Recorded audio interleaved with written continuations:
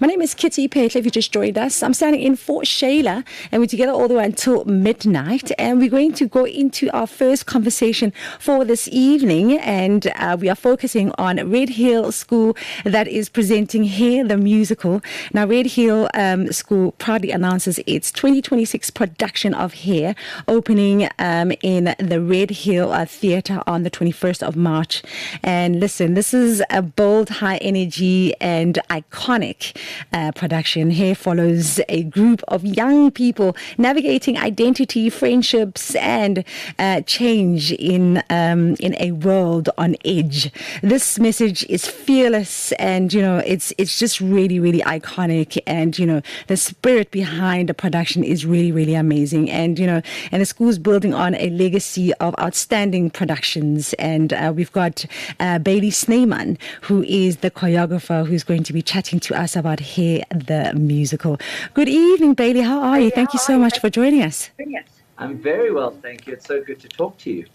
Yeah, man, it's been quite, I'm sure it's been quite an exciting time for you. How's the journey been of putting this production together? Because it's no small feat, huh? No, I think I joined Redhill School last year, and I think Joseph Gerassi, our executive headmaster who directs our major productions every year, got quite excited with me being there, because I am more of a physical theatre practitioner and contemporary dance, and Hair really calls for a different kind of physical exploration in its storytelling.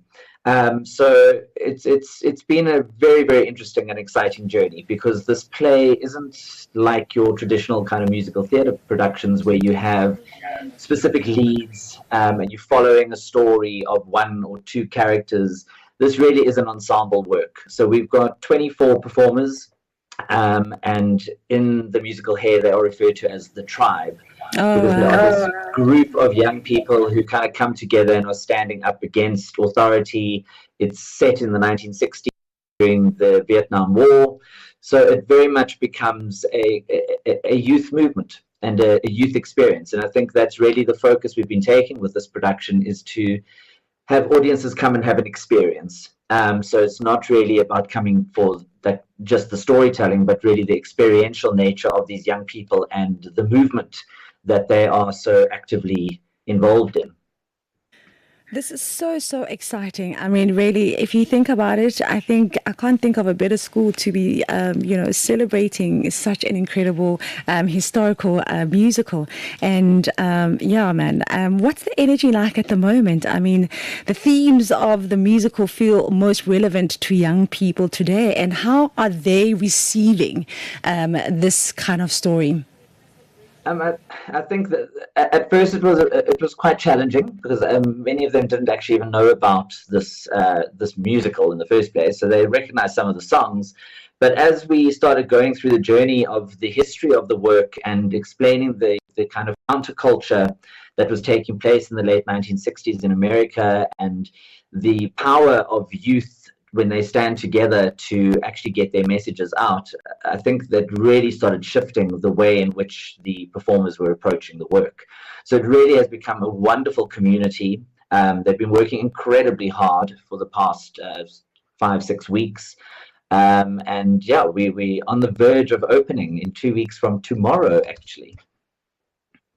Bailey, I mean, you are such a prestigious choreographer, and I can't imagine how this journey has been for you. And I think the kids are so lucky to have you as the choreographer for Hair the Musical. We're going to take a quick break, and then we're going to continue our conversation about everything that has got to do with Hair the Musical. It's exactly 39 minutes after 10 o'clock right here on Channel Africa, and you are listening to African Diaries. And of course, on Fridays, we focus on captains of industries. And for this evening, we've got Bailey Snyman and Redhill School, who are the captains of industries for our first hour. And we are chatting all things Hair the Musical. And Bailey Snyman is the choreographer. Now, Bailey, this is such a historical production. And how does Hair reflect the social and political climate of the 1960s? But having said that, why do you still feel that, Hair is very resonant to today's audience still after so many years? Well, I mean, it's almost 60 years later since the production was first staged in New York. And it's very, very interesting working through this production and realizing how much of what those people, the young people in the production back in the 1960s, were dealing with issues around identity, around social justice, political responsibility, our freedoms, and those things are resonating incredibly loudly, I think, in the world at the moment. So the work itself isn't dealing with our current kind of issue, but it's kind of presenting it now is really giving us a sense of how the themes are still kind of carried through generationally, from one group of young people through to the next. And I think it really is that counterculture movement, that sense that, we can stand against something, that we don't always just have to kind of ride the wave of what's happening and just accept things as they are, but that we really can, through our art and our collective voices, really say something and make statements about the world that we find ourselves in. And speaking of themes, what themes from the musical feel most relevant to young people today and about the production? The big ones at the moment are probably about community and belonging. Where do we fit in? How do we fit in? And then I think another one that's really becoming quite resonant for us at the moment is the impact that war has on ordinary people. So not the people that are up in the political high spaces or on the front lines of things, but just ordinary people, and how the conflicts in the world really impact on us. And us on this constant drive towards some kind of humanity and peaceful resolution to things. And I think that is really, really, it's very interesting. I think the young people in the cast speaking to their parents, speaking to their grandparents, and starting to understand the kind of youth rebellion that they used to kind of have back in when they were teenagers. And there is this strange generational kind of tension that exists, and I think that exists at all times in history between the youth generation and our elders, in a way. But it really becomes a celebration of youth culture, and I think that sense of community and bringing them together in a space to rehearse and perform together, breaking away from their screens, and really just immersing themselves in song and dance and storytelling, and understanding the impact and the power that really has to kind of shift things and change the conversation that some people might be having. In celebrating the authenticity of Hair, the musical, what inspired your approach to directing or choreographing for this production of Hair? When Joseph Gerasi came with the idea that we would do Hair, I think it was really, I think as educators, when we are in a space with young people, we're always looking at who we have. So it's very different to working in the professional kind of realm where, you can decide what production you want to do and then you can cast from anywhere. So it was really a sense of looking at who are the young people that we have at the moment, what is it that they can bring to this work. And I think the realization was very much, and I'll say it again, about the sense of community.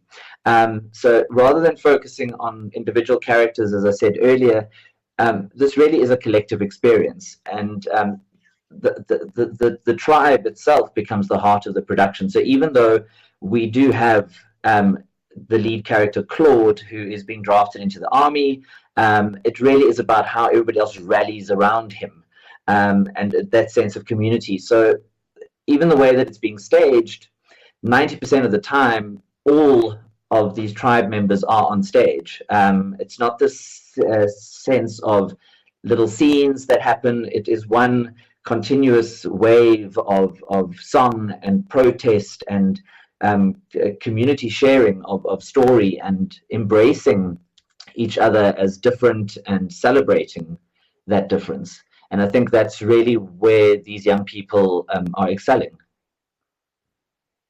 No, the sense of tribe is so pivotal when it comes to working in such a production, especially with young thespians, so to speak. And it's really beautiful how you speak about the fact that they have an understanding of what that truly means.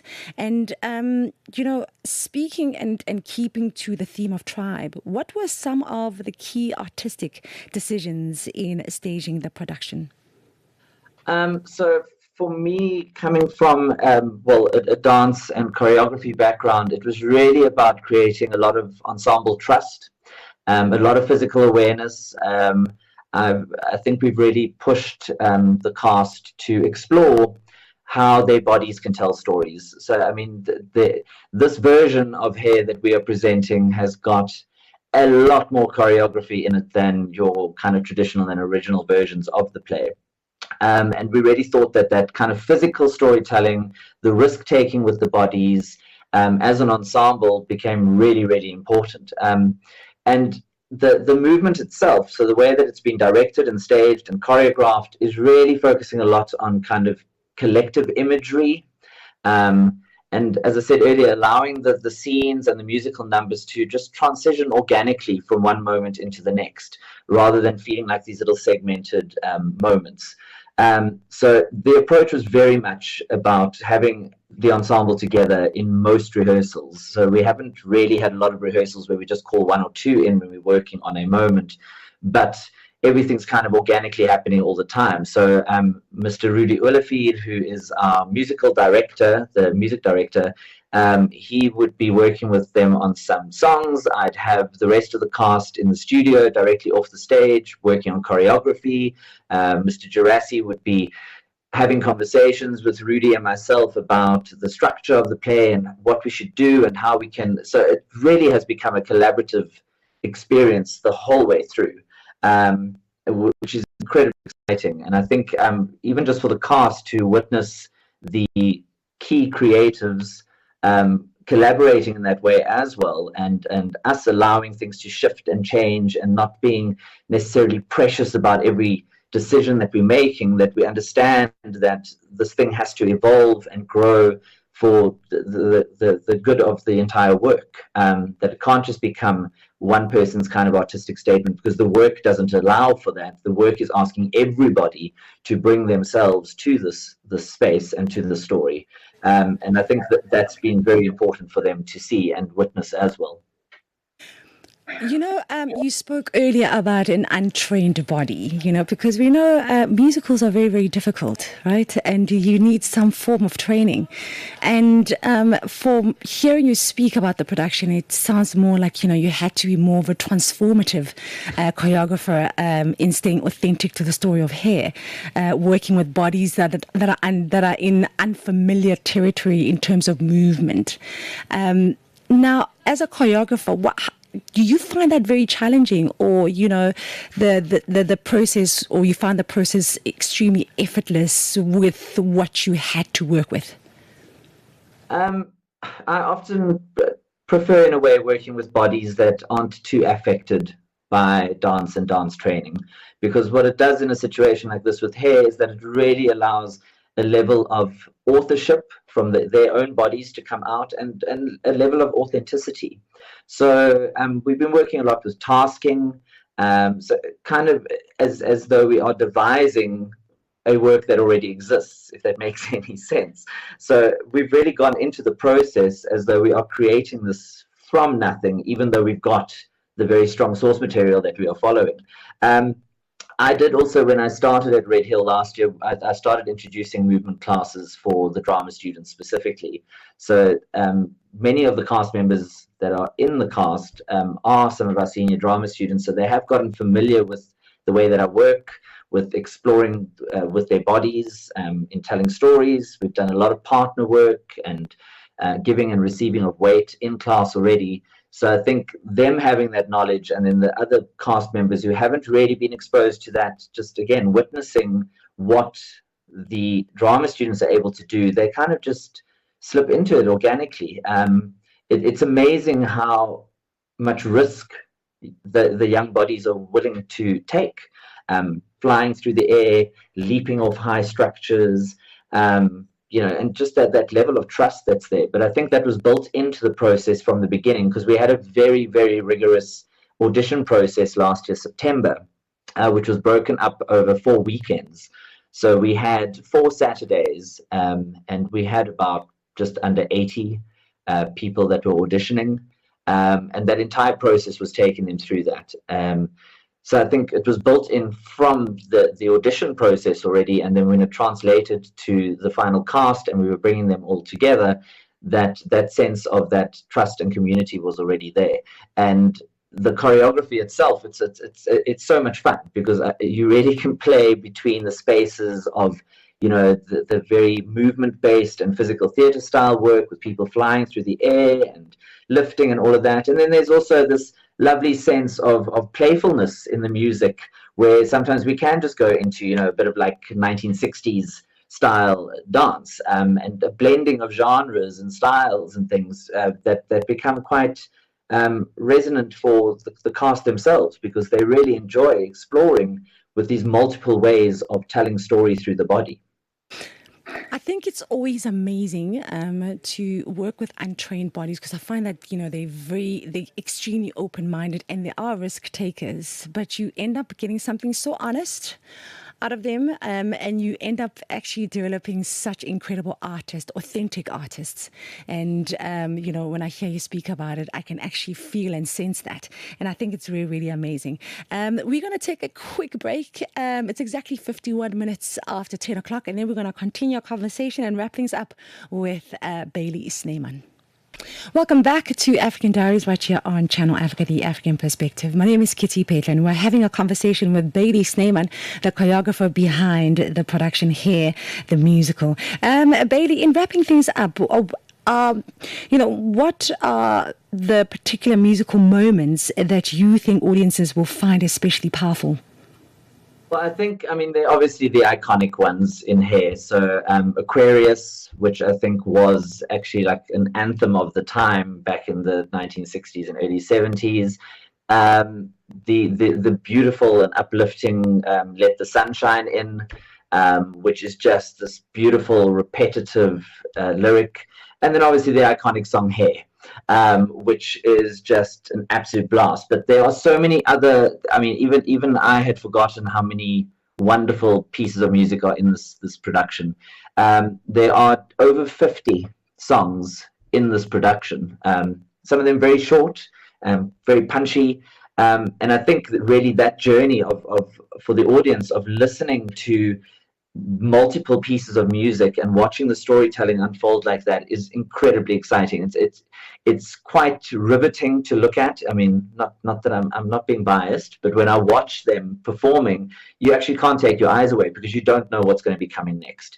There's not one specific stylistic element that kind of sticks out in the movement or in the style of song either, and that really speaks to that kind of counterculture, that idea of breaking away from tradition, and really wanting to kind of breathe life of the youth into the moment, without being bound by kind of societal boundaries and pressures, and really trying to challenge that story. And really, there are also some beautiful, just exquisite, like ballads and slow pieces of music that have just got the most exquisite melodic lines to them, that make my skin kind of, like the hairs on my skin stand up when I hear them.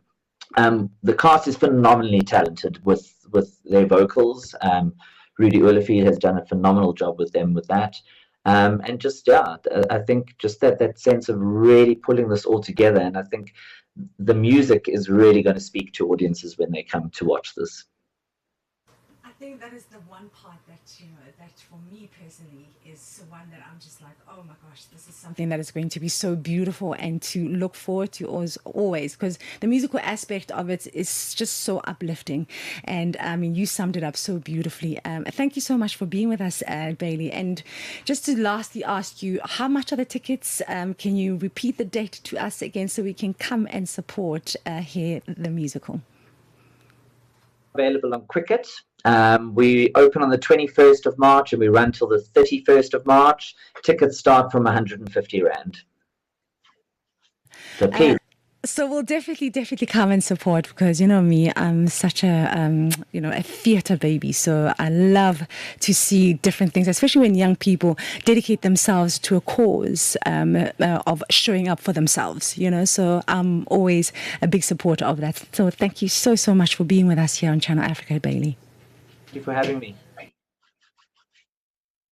That was Bailey Snyman, choreographer of Hair, the musical that is done by Redhill School. Of course, it's a presentation that they are doing annually, because they tend to do beautiful musicals every time. And of course, it's high standards here, because they've been nominated 3 times for this particular award-winning production, so it had to come back by popular demand. It's exactly 56 minutes after 10 o'clock right here on Channel Africa. We'll be back in just a moment.